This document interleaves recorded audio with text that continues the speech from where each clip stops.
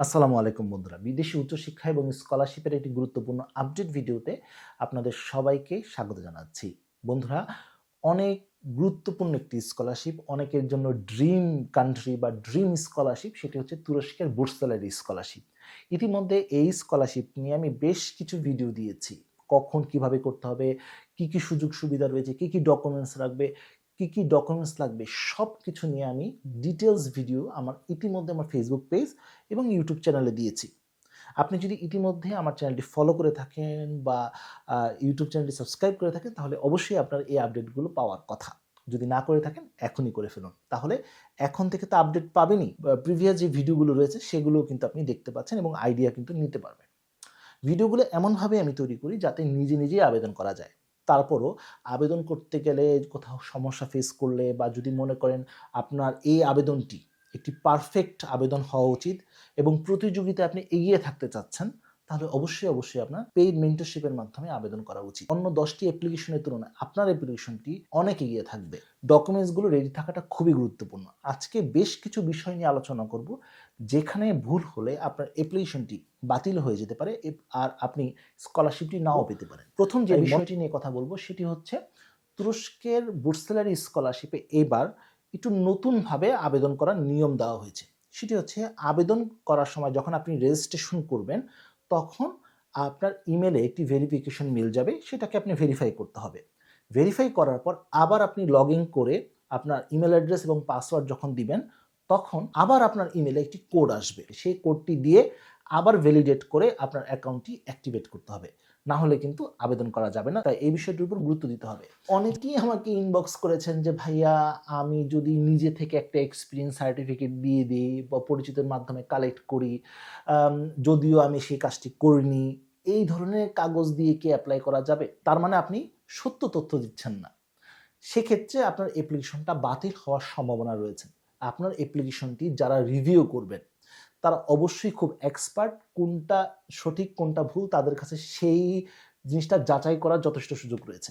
তাই আপনার কাছে যে কাগজপত্র রয়েছে, সঠিক কাগজ এবং জেনুইন কাগজ, সেগুলো দিয়েই আবেদন করুন। রেফারেন্স লেটারের ক্ষেত্রে আপনি 2টি 3টি রেফারেন্স লেটার দিতে পারেন, এতে কোনো সমস্যা নেই। যারা মাস্টার্সে আবেদন করবেন বা পিএইচডিতে আবেদন করতে চান, তারা 3টিও রেফারেন্স লেটার দিতে পারেন। এক্ষেত্রে আপনি কম্বিনেশন করে দিতে পারেন, যেমন 2টি আপনি একাডেমিক রেফারেন্স লেটার দিলেন, একটি আপনি প্রফেশনাল রেফারেন্স লেটার দিলেন যেখানে আপনি অলরেডি কাজ করছেন। 2টি রেফারেন্স লেটার দিলে যথেষ্ট। ব্যাচেলরের ক্ষেত্রে একটি দিলেও হবে, কোনো সমস্যা নেই। তবে রেফারেন্স লেটার দেওয়া উচিত। রেফারেন্স লেটারের ক্ষেত্রে আপনি যার রেফারেন্স দিচ্ছেন, অর্থাৎ যে শিক্ষকের রেফারেন্স দিচ্ছেন, তাকে অবশ্যই এই ব্যাপারটা জানিয়ে রাখবেন। কারণ অনেক সময় হয়তো স্কলারশিপ কমিটি ওই শিক্ষকের কাছে মেইলও করতে পারেন, যদিও ইউজুয়ালি তারা করেন না, কিন্তু করলে টিচার যেন সেটা রেসপন্স করেন, এই জন্য তাকে জানিয়ে রাখবেন। এটা সবচেয়ে গুরুত্বপূর্ণ জিনিস এবং এইটা আপনার স্কলারশিপ পাওয়া না পাওয়ার একটি বড় ফ্যাক্টর হিসাবে কাজ করবে। সেটি হচ্ছে স্টেটমেন্ট অফ পারপাস বা মোটিভেশন লেটার। তুরস্কে বুর্সালারি স্কলারশিপে আবেদন করার ক্ষেত্রে বা তুরস্কের গভর্নমেন্ট স্কলারশিপে আবেদন করার ক্ষেত্রে লেটার অফ ইন্টেন্ট আপনাকে লিখতে হবে, অর্থাৎ মোটিভেশন লেটার আপনাকে দিতে হবে। মূলত আপনি যখন সাবজেক্ট এবং ইউনিভার্সিটি চয়েস করে ফেলবেন, তারপর আপনাকে ইন্টেন্টটা লিখতে হবে, অর্থাৎ যে সাবজেক্টগুলো সিলেক্ট করেছেন সেগুলোর উপর বেস করে আপনি লিখতে পারেন। এই মোটিভেশন লেটারের 2টা পার্ট রয়েছে। 2টি পার্টেই আপনি সর্বোচ্চ 3000 ক্যারেক্টার পর্যন্ত আপনি লিখতে পারবেন। অবশ্যই বুঝে শুনে এখানে ইনপুট বা লেখার চেষ্টা করবেন। মনে রাখবেন, এই সোপটাই আপনার স্কলারশিপ পাওয়া না পাওয়ার একটি বড় কারণ হবে। অনেক স্টুডেন্ট এমন রয়েছেন, আমাকে অনেকেই প্রশ্ন করেন, ইনবক্স করেন, মেইল করেন, অনেকে জানতে চান যে ভাই, আমার তো AA+ নেই, আমি একটু কম জিপিএ পেয়েছি, আমি কি এই স্কলারশিপটি পেতে পারি? বন্ধুরা, এটা বলা খুবই কঠিন, তবে একটা জিনিস আপনাকে বলতে পারি, বিগত বছরগুলোতে আমরা দেখেছি অনেক স্টুডেন্ট এমন রয়েছেন যারা AA+ পেয়েছেন, গোল্ডেন A+ পেয়েছেন, কিন্তু তারা ওই স্কলারশিপটি পাননি। কিন্তু তাদের চেয়েও কম জিপিএ নিয়ে অনেক শিক্ষার্থী কিন্তু স্কলারশিপটি পেয়ে গেছেন। এর একটি অন্যতম কারণ, বা একটি না, 2টি অন্যতম কারণ হচ্ছে, একটি হচ্ছে সোপ, অর্থাৎ সোপটা সে খুব চমৎকারভাবে লিখেছিলেন, গুছিয়ে লিখেছিলেন এবং কোনো ভুলভ্রান্তি হয়নি, এবং সাবজেক্ট অনুযায়ী তার মোটিভেশনটা একদম পারফেক্ট ছিল। সেকেন্ড হচ্ছে ইউনিভার্সিটি এবং সাবজেক্ট চয়েস, অর্থাৎ তার ব্যাকগ্রাউন্ড অনুযায়ী এবং তার মোটিভেশন অনুযায়ী চমৎকারভাবে উনি ইউনিভার্সিটি এবং সাবজেক্টটা চয়েস করেছেন এবং র্যাঙ্ক করেছেন। কোন এরিয়াতে আবেদন করা উচিত, কোন এরিয়াতে আবেদন করা উচিত না, কোনটায় সম্ভাবনা বেশি, কোনটায় সম্ভাবনা কম, সব কিছু দেখে তারপর আবেদন করা উচিত। তাহলে কম জিপিএ নিয়েও আপনার একটা সম্ভাবনা থাকবে। তাই হতাশ না হয়ে আপনার জিপিএ যদি এলিজিবিলিটি মিট আপ করে, অর্থাৎ আপনি ন্যূনতম যোগ্যতাটি অর্জন করেছেন, তাহলেই আবেদন করা উচিত। কারণ আবেদন করতে তো কোনো টাকা পয়সা লাগছে না, তাই আবেদন করাটা জরুরি। আবেদন করে ফেলুন, আপনার একটা অভিজ্ঞতা হবে, ডকুমেন্টস গোছানো হয়ে যাবে। একবার ডকুমেন্টস গোছানো হয়ে গেলে পরবর্তী অন্যান্য স্কলারশিপেও কিন্তু আপনি আবেদন করতে পারবেন। এরপরে যে বিষয়টি নিয়ে আলোচনা করব সেটি হচ্ছে রিসার্চ প্রপোজাল। তবে এটা পিএইচডির জন্য, মাস্টার্সের ক্ষেত্রেও আমি দেখেছি কিছু কিছু ক্ষেত্রে প্রয়োজন হয়। তাই যারা মাস্টার্সে বা পিএইচডিতে আবেদন করছেন, আপনার যদি রিসার্চ প্রপোজাল রিকোয়ারমেন্টে থাকে তো অবশ্যই সেটা দিতে হবে আপনার। অনেকেই প্রশ্ন করেছেন যে ভাইয়া সিভিটা কোন ফরম্যাটে দিব, এটা কি ইউরোপাসি হতে হবে নাকি অন্য যে কোনো ফরম্যাটে আমি দিতে পারবো?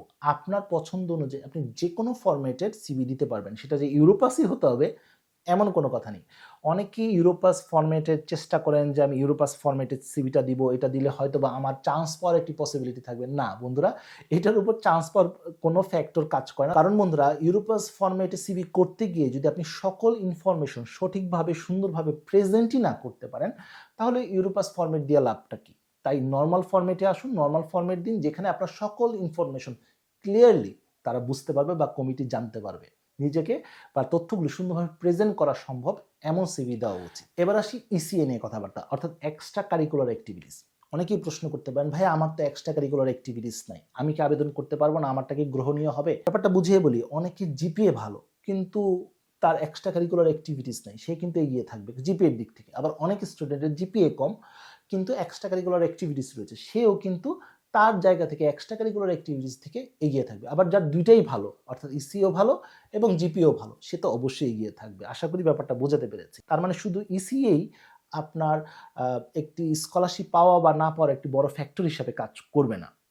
এখানে সবচেয়ে গুরুত্বপূর্ণ যেটা, soap, university selection, subject selection.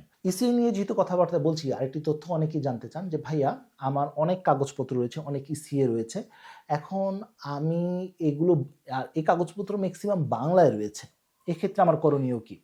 এক্ষেত্রে আপনি অ্যাক্টিভিটিস হিসাবে এগুলো যুক্ত করতে পারেন। আর এগুলোকে যদি অনুবাদ করা সম্ভব না হয়, কারণ অনুবাদের নিয়ম হচ্ছে অনুবাদ করে এটাকে নোটারাইজ করে তারপর আপলোড করতে হবে, কিন্তু সেটা যদি সম্ভব না হয়, অ্যাটলিস্ট আপনার সিভিতে সেই তথ্যগুলো যুক্ত করে দিন, যাতে তথ্যগুলো আপনি তাদের সামনে উপস্থাপন করতে পারেন।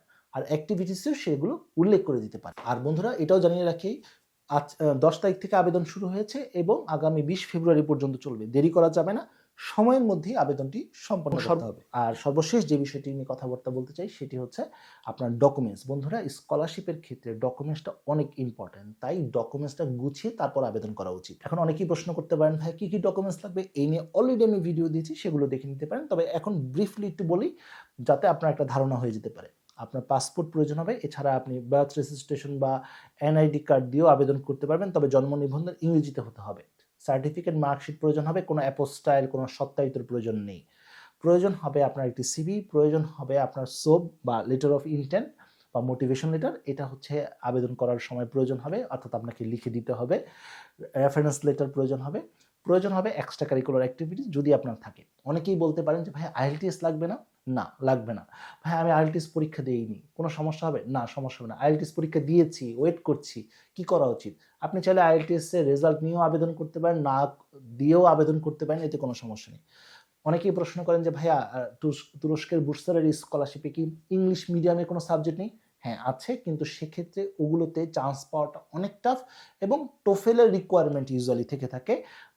অনেক কিছু কিছু সাবজেক্টের এসএটি স্কোরও চায়, বা গ্র্যাজুয়েশনের ক্ষেত্রে জিআরই জিম্যাট্রি স্কোরও চায়। তাই সেগুলোর সংখ্যাটা খুবই কম। তাই নর্মাল যে ওয়ে রয়েছে, যে সাবজেক্টগুলো তারা অফার করছে, সেগুলোতে আপনি আইএলটিএস ছাড়াই আবেদন করতে পারবেন খুবই ইজিলি। আর বন্ধুরা, আপনাদেরকে জানিয়ে রাখি, স্কলারশিপটি খুবই গুরুত্বপূর্ণ, অনেকেই আবেদন করেন, খুবই প্রতিযোগিতাপূর্ণ একটি স্কলারশিপ, তাই এইটাকে লাইটলি নেওয়া যাবে না।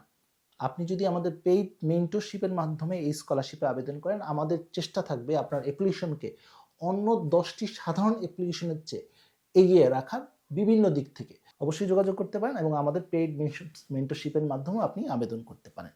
আর সকল যোগাযোগ মাধ্যম প্রথম কমেন্টে আমি দিয়ে দিব। তো বন্ধুরা, আজ এই পর্যন্ত, সবাই ভালো থাকুন, সুস্থ থাকুন, দেখা হবে আগামী কোনো ভিডিওতে। সে পর্যন্ত আল্লাহ হাফেজ।